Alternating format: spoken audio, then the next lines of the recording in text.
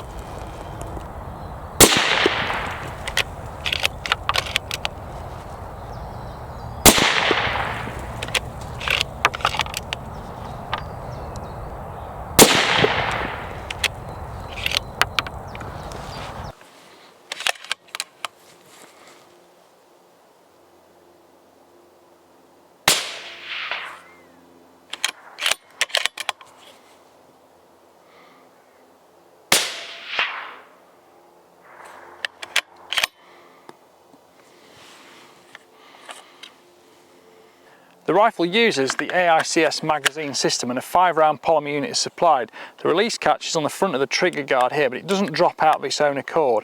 And it's also worth remembering that you push it up to click it in, but in that position the bolt won't close. You need to pull the magazine back onto its stop to ensure the rifle closes smoothly.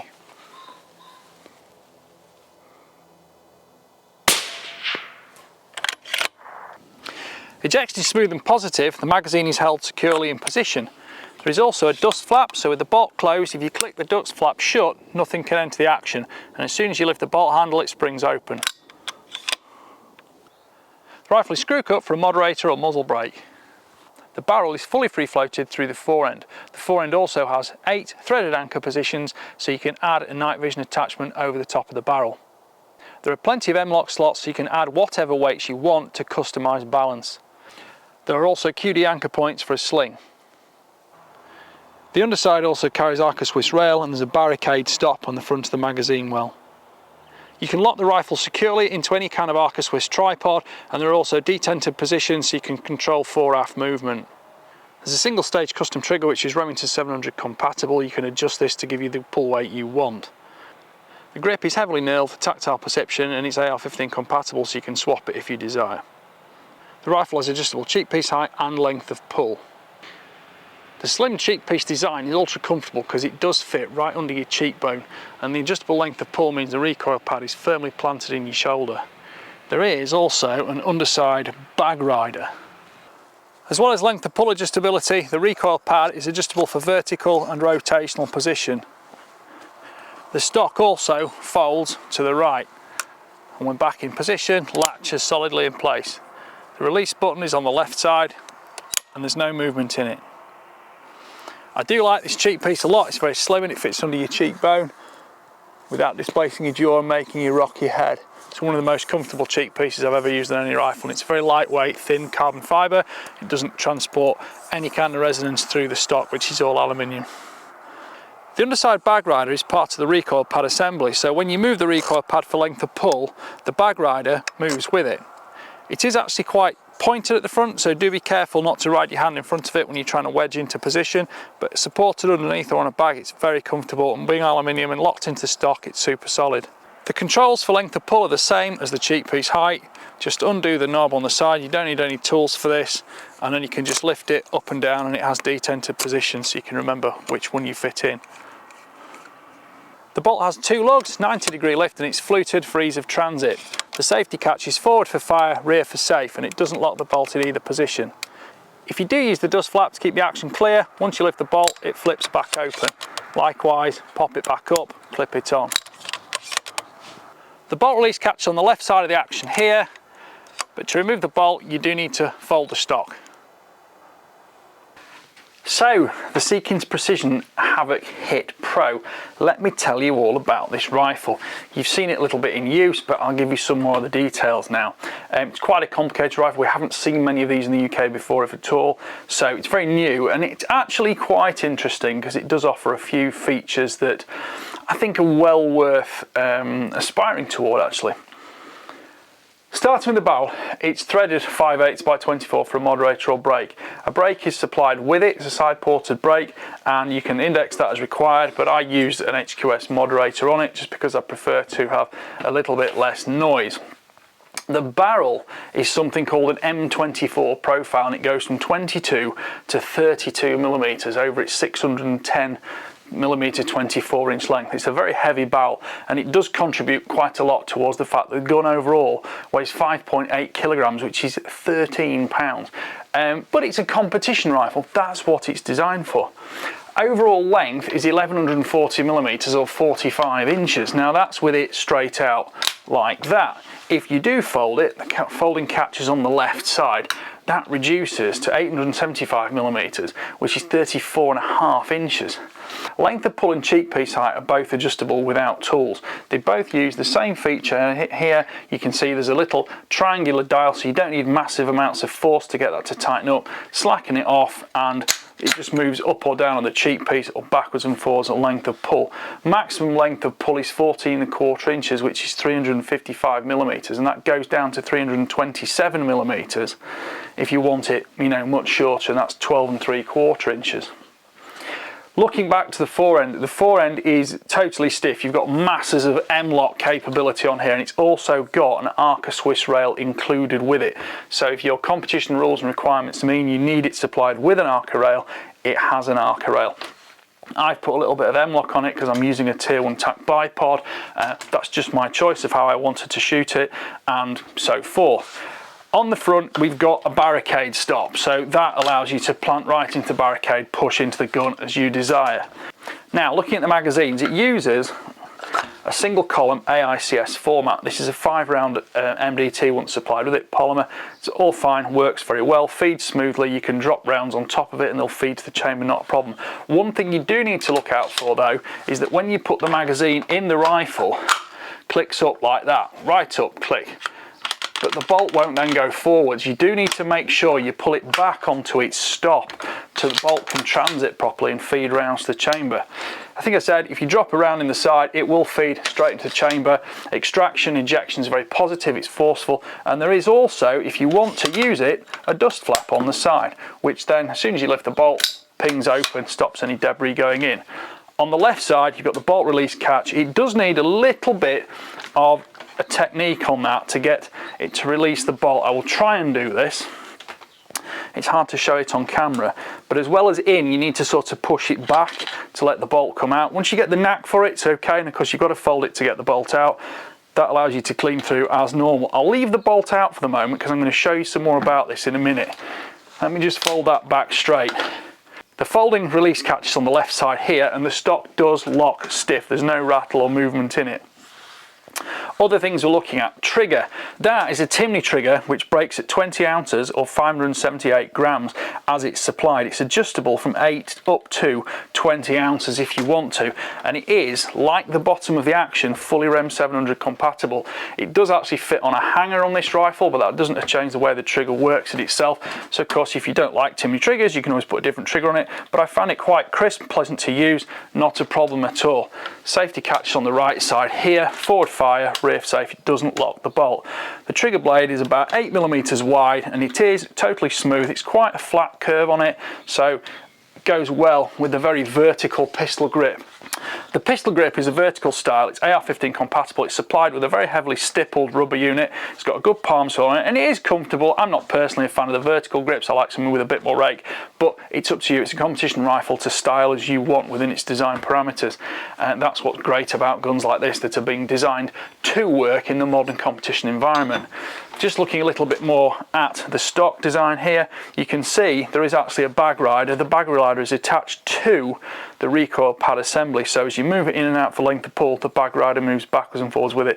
That also gives you underhand support. You do just need to be a little bit careful on the front of it because it is quite pointed, but it shouldn't be a massive issue. There isn't a butt hook, which I do kind of like, and I would prefer to that edge there, because you can hook into that edge there, you know, to draw the rifle into your shoulder, but you know, it's a pretty sort of, it's not sharp, it's not going to cut you, but it's a pointed edge. The stock is all heavily machined from aluminium to save weight, keeps very stiff, there's no problem with it, and it's all coated to avoid corrosion. Now, the recoil pad does also move up and down and twist, but you need an Allen key on that, so that's not toolless if you do want to adjust that. But I have to say, I love the cheek piece on this. The cheek piece shape is very slender, it's carbon fibre, it doesn't translate any resonance through the rifle, and you can weld into that and it fits right into your cheekbone without displacing your jaw. There's loads of space for your jaw underneath anyway. It is one of the only rifles I think I've ever used where I did really enjoy hard cheek weld onto it, and I did enjoy shooting the rifle.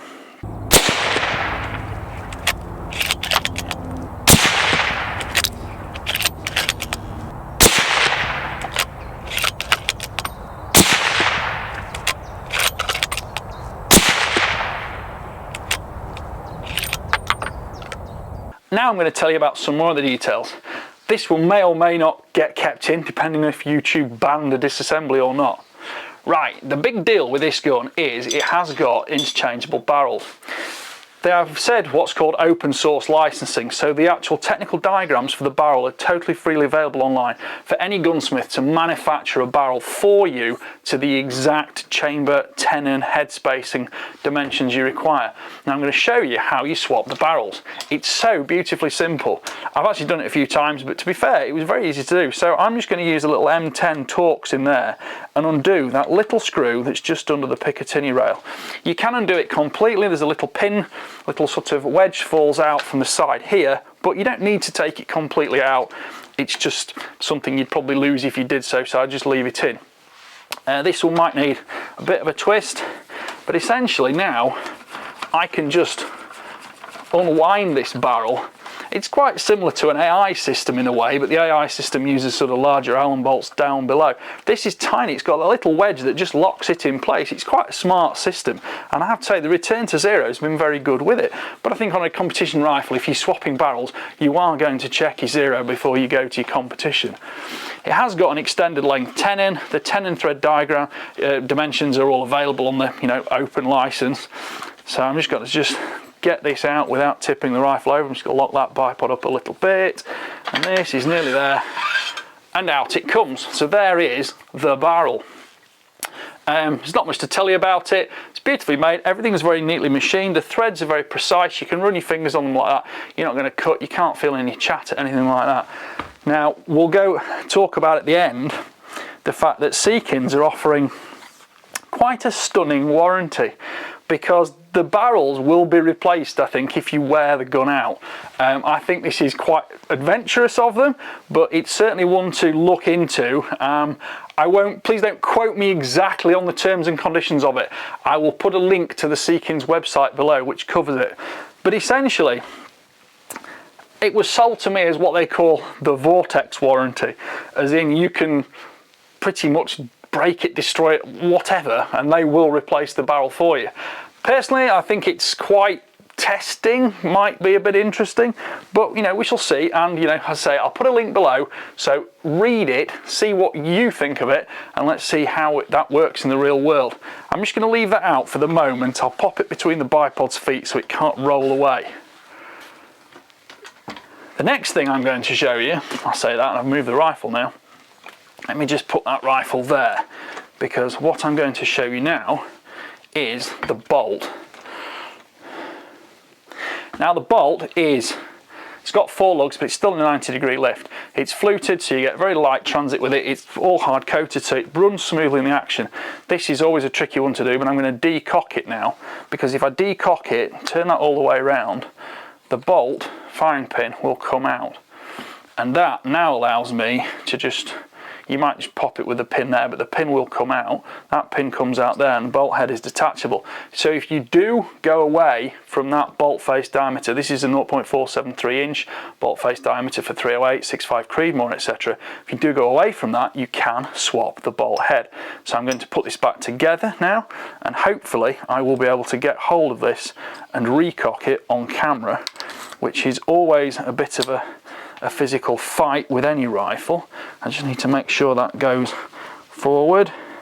Oh, I've done it first time, lucky me. So decocked there, you can see the firing pin protruding. It's got a large style, M16 style extractor on here on the side, which is sprung all the way back, and there's a plunger ejector which gives you automatic ejection. There's plenty of primary extraction force when you're actually taking the cartridges out the chamber from the bolt handle lift. I'm just going to recock that now. So I'll recock that, which is, needs a good grip. There we go. And we're going to very gently put it all back together.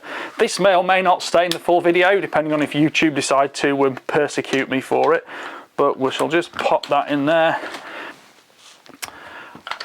Being a folding stock has its pluses and minuses. It does give you a very short, compact rifle to handle. The centre of gravity is slightly further forward because of all that. It gives you good balance. It does mean you've got to take it out to remove the bolt, but that's the bolt back in now. So the bolt locks into the action, doesn't lock into the barrel. Let's put the barrel back on. As always, just do this very gently because you don't want to damage the threads on it. Some people will find it easier to do with the rifle standing vertically. That's a bit tricky to do on camera in front of you guys, but it's actually very easy to do. And obviously, as long as you're not brushing it, you know, just twist it gently and slowly like this.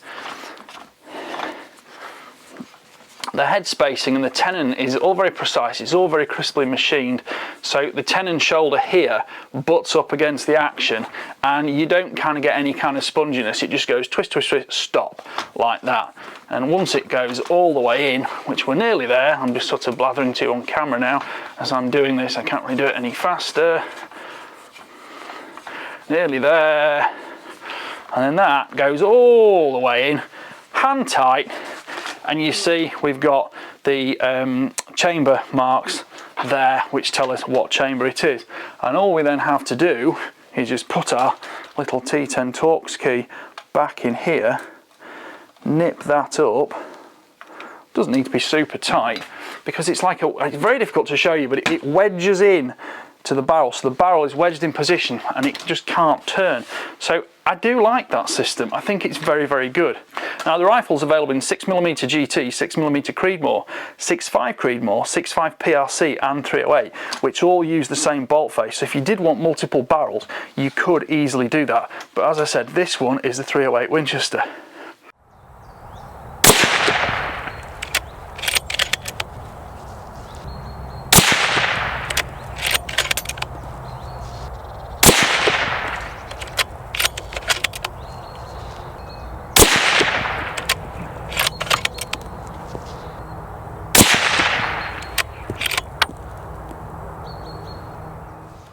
That actually brought me a couple of problems, because in a world where everybody's shooting Creedmoor now, us reviewers tend to get supplied Creedmoor rifles, so I have requested a lot of Creedmoor ammunition, and I've kind of let my 308 ammunition supplies dwindle a little bit because it seems so long since I've used one, and actually here we go. So I was a bit short on ammunition, and I shot a few rounds of ammunition through it from various factory sources, which weren't really, they were more hunting rounds than sort of precision target rounds, but I did actually prove it fully on paper using some hand loads as well, which weren't anything particularly fancy. They're my sort of standard 308 hand load, which is 168 grain Sierra Match King bullet with Vitavori powder.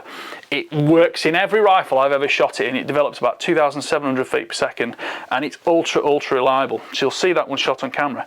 I think people who are shooting these rifles are probably going to be seeking out premium match ammunition, quite possibly hand loading as well. Fair dues. My point being that this rifle proved it's capable of shooting sub-minute of angle with just any old factory ammunition that was vaguely appropriate to it. Some of the more sort of flat-faced hunting designs weren't really suitable, but they still made the MOA. And bear in mind, I shoot at 100 meters, not 100 yards, so my 25.4mm 100 yard 1-inch group, which is what it is, I can afford to go to 10% more than that, so I'm fine. I'm very happy shooting this rifle, and I did enjoy shooting it. What I will say, I took some shots from the bench and I took a lot of shots on the farm, prone and off the tripod shooting sticks. And from the tripod, it was very noticeable just how linear the recoil pulse is. Now, as I say, I was using it with a moderator. You'll see it in the video. But it's a very linear recoil pulse. You can adjust the recoil pad exactly as you want it, lift it up so you get a linear recoil transit path straight through the bore all the way to nearly the top of the recoil pad here. I've actually left that just a little bit high now just because I was showing you it on camera, but it's got detents on there so you can set it to where you want it. And what I can say is that with a 308 and a heavy rifle like this, it was super easy, even at 200 meters, to spot your impact because the gun just wasn't flipping, it wasn't rising. Again, it's got the brake on it now, but I wasn't using it with the brake. The brake would actually decrease recoil even more. And the other important factor is that when you're manipulating the bolt and rechambering, that also didn't disturb your point of aim. That was particularly notable from prone, where you can shoot faster and you can shoot a little bit more aggressively. You do need to be a little bit delicate when you're shooting standing up, I think, but that's par for the course. M-lock means you can put any balancing weights on you want. There are threaded holes on the top here, so if you do happen to be wanting to use a hand support above or a night vision alignment kit, that's also available and you can put those on the top too. So there we go. I wasn't actually expecting this rifle when I first got a Havak rifle from Seekins Precision. I was hoping for one of the more hunting oriented or long range hunting, perhaps precision rifles, maybe not specifically the competition rifle designed for PRS. But actually, I really enjoyed shooting it, and it was nice to get reacquainted with the 308 for once, especially in a rifle that's so able to handle its slightly higher levels of recoil, because we all get used to shooting these smaller calibers now. And you know, certainly not painful or anything like that, but you know, you get used to the muzzle jump, the muzzle lift, the point of aim shift on it through the recoil, and this rifle was incredibly stable with it. So in a 6.5 PRC, especially if you use it with a brake, not a mod, this thing must be just literally click, click, click, no recoil at all. The stock doesn't resonate, it is pretty tough. I've not managed to scratch it or damage it or anything like that, and you don't get any resonance coming through your cheekbone, because as I say, that is a superb cheek piece design. It's one of the best I've ever used. It's carbon fibre, not that that really matters particularly, but all these, you know, extra grams saved here do lead to that sort of slightly more forward weight balance that, especially from barricades or on rest bags on top of a tank trap or something like that, you certainly don't want a backward heavy gun too much that, you know, you can't ease off at all without it dropping on your own toes. Last thing to mention, perhaps, it's got a 20 MOA Picatinny rail on board, part of the action. Don't think that's any great surprise. It's pretty much par for the course these days. Picatinny always makes life easy. So there we go. That's the Seekins Precision Havak Pro, or Havak Hit Pro. Yeah, I think I'll give that one a thumbs up actually, because I actually quite like it. I think it offers a lot of functionality for the price. It's not the super cheapest rifle in the world, but given the fact the barrels are so easy to change, I think it is quite good value for money. And the warranty, which again I would suggest you check out yourself, I'll put the link down below in the description. I think that's going to be a serious selling factor on all the Seekins Havak rifles. So there we go. Right, thank you for watching. Please like, subscribe, comment, click the notification bell. You can keep track of my weekly uploads. And if you go all the way through to the end of the video, there's often a few links on there and a few adverts for some services who help sponsor my channel and keep bringing these videos free to you. And as always, thanks to Edgar Brothers for the rifle and also for the Hornady ammunition, which they so generously supply. Thanks for watching. Bye for now.